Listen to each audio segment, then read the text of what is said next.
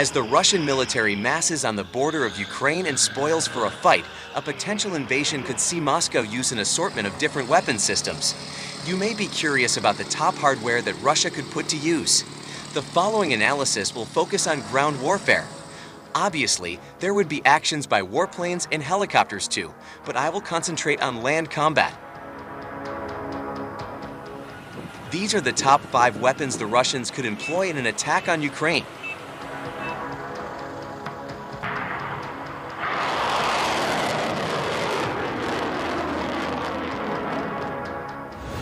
T-90 main battle tank. The T-90 main battle tank is arguably the best and most battle-tested tank, although some would back the upgraded T-72. The T-90 has seen combat in Dagestan, Ukraine, and Syria. It has witnessed numerous variants and upgrades over the years.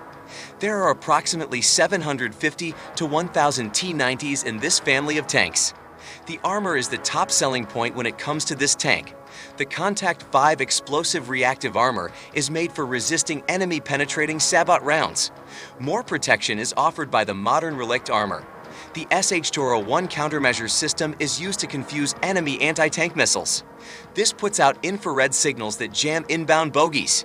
If the tank is lased as a target from another tank, the SH-201 automatically transmits a warning and distributes smoke grenades to hide movement.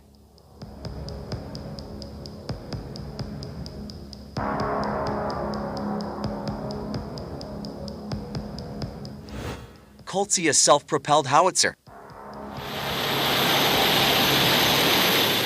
The Russians also have a new and lethal self-propelled tracked howitzer called the Koltsia SV that is similar to the American M109 Paladin. Self-propelled howitzers are able to shoot a fire mission and scoot away to do it all over again. The 155mm Koltsia can reportedly put 16 rounds downrange per minute with an auto-loader, which is hard to believe, but I confirmed this rate of fire from 2 sources. That auto-loader must be effective to shoot so fast. The Koltsia fires a wide gamut of rounds from high-explosive fragmentary to precision-guided shells and cluster rounds.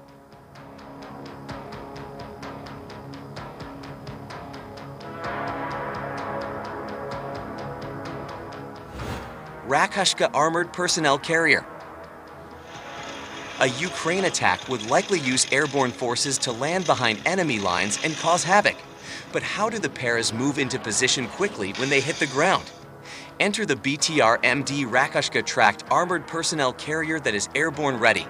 The standard model that carries 13 troops is lightly armed with a remote-controlled 7.62mm and probably a 30mm grenade launcher as well. But there are more muscular variants that would give the Ukrainian fits if attacked from behind or flanked. There's an anti-tank version that is equipped with Kornet-guided missiles. There are also radar-equipped models and a command and control variant.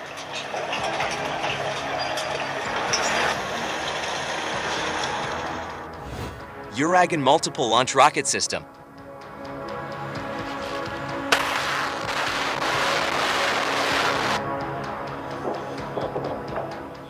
The Uragan 1M is a truck-mounted multiple launch rocket system that could cause much damage to Ukrainian troops if deployed. It has 2 pods with 12 quick-firing launch tubes. The 300mm rockets are equipped with 617-pound warheads.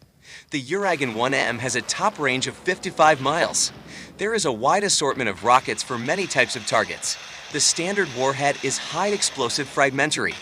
There are anti-personnel, anti-tank rockets, cluster, and incendiary warheads. Iskander surface-to-surface missile.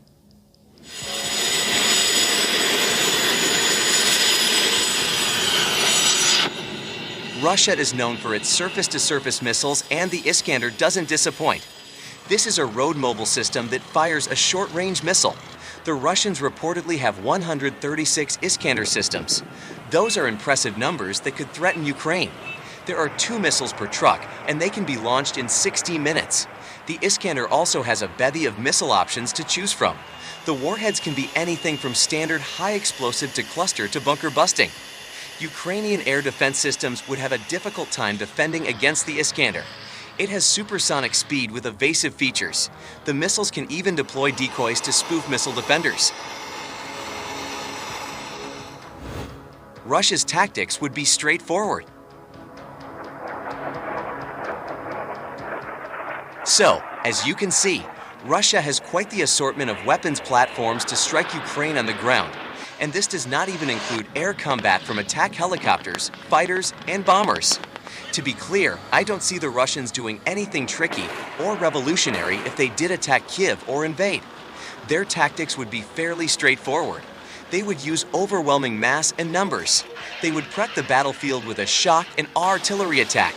The road mobile and self-propelled features would enable them to stage artillery systems along the border. Then the airborne attack could start. The Russians would likely land near Ukrainian airfields and take these over. The tanks and armored personnel carriers would stream in. And remember, the analysis above is just thinking through a conventional warfare strategy. The Russians are also clearly skilled at irregular warfare too.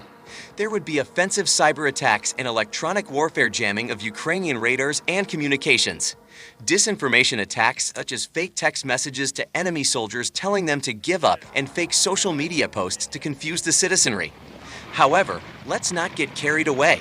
The Ukrainians will fight back valiantly in any of these scenarios. Russian capabilities do not automatically mean there is an intent to use.